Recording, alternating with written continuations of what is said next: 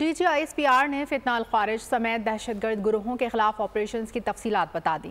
Lieutenant general Ahmad شریف چودھری کہتے ہیں دہشت گردوں اور ان کے سہولت کاروں کے خلاف سیکیورٹی فورسز اور قانون نافذ کرنے والے اداروں کی جانب سے رواں سال میں 32,173 مختلف نوعیت کے انٹیلیجنس بیسڈ آپریشن کیے گئے۔ گزشتہ ایک ماہ میں آپریشنز کی تعداد 4,021 ہے۔ ایک ماہ میں آپریشنز کے دوران 90 خوارج کو واصل جہنم کیا گیا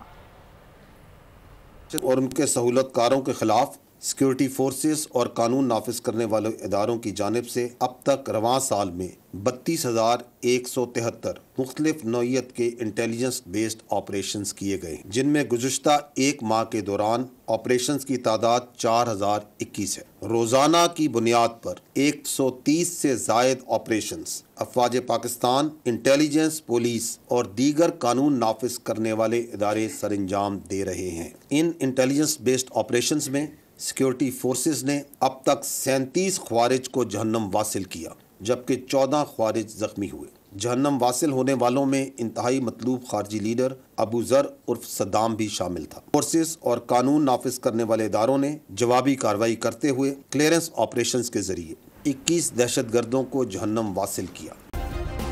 سبسکرائب کریں اور بیل دبائیں تاکہ کوئی خبر رہ نہ جائے۔